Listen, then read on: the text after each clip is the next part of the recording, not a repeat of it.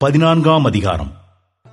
விசுவாசத்தில் பலவீனம் உள்ளவனை சேர்த்துக் கொள்ளுங்கள்.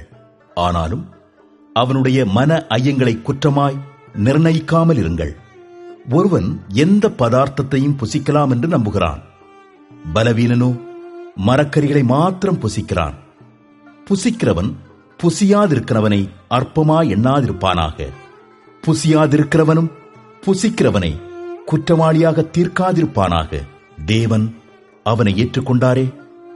மற்றொருவனுடைய வேலைக்காரனை குற்றவாளியாக தீர்க்கிறதற்கு நீ யார்? அவன் நின்றாலும் விழுந்தாலும் அவனுடைய எஜமானுக்கே அவன் உத்தரவாதி. அவன் நிலைநிறுத்தப்படுவான். தேவன் அவனை நிலைநிறுத்த வல்லவராயிருக்கிறாரே. அன்றியும் ஒருவன் ஒரு நாளை மற்றொரு நாளிலும் விசேஷமாக எண்ணுகிறான். வேறொருவன் எல்லா நாட்களையும் சரியாக எண்ணுகிறான்.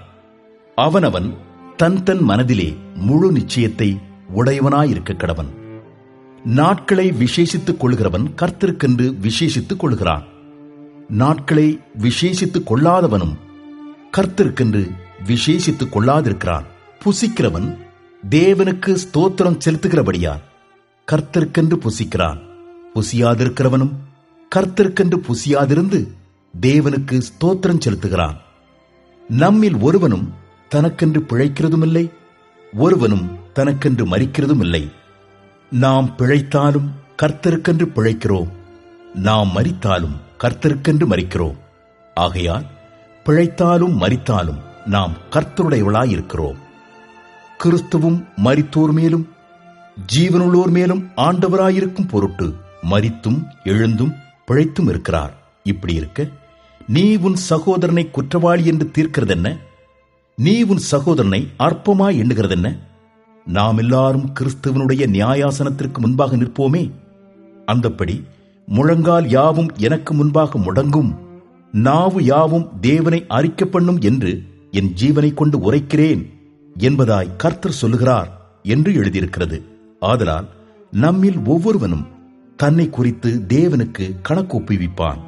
இப்படி இருக்க நாம் இனிமேல் ஒருவரையொருவர் குற்றவாளிகள் என்று தீர்க்காதிருப்போமாக. ஒருவனும் தன் சகோதரனுக்கு முன்பாக தடுக்கலையும் இடரலையும் போடலாகாதென்றே தீர்மானித்துக் கொள்ளுங்கள்.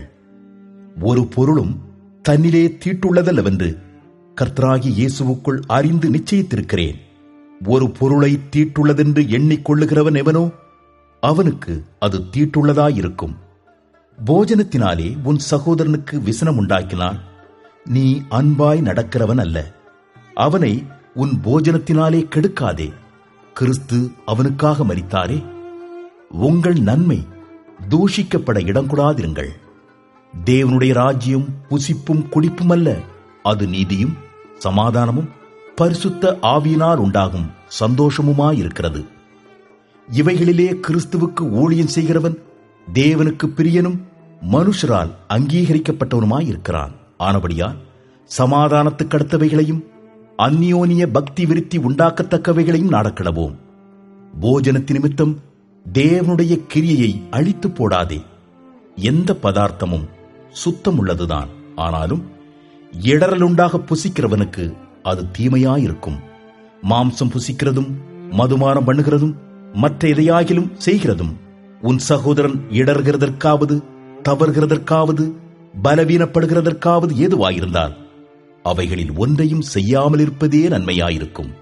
உனக்கு விசுவாசம் இருந்தால் அது தேவனுக்கு முன்பாக உன் மட்டும் இருக்கட்டும்.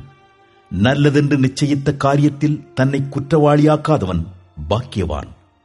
ஒருவன் சமுசெய்யப்படுகிறவனாய் புசித்தால் அவன் விசுவாசம் இல்லாமல் புசிக்கிறபடியினால் ஆக்கினைக்குள்ளாக தீர்க்கப்படுகிறான். விசுவாசத்தினாலே வராத யாவும் பாவமே.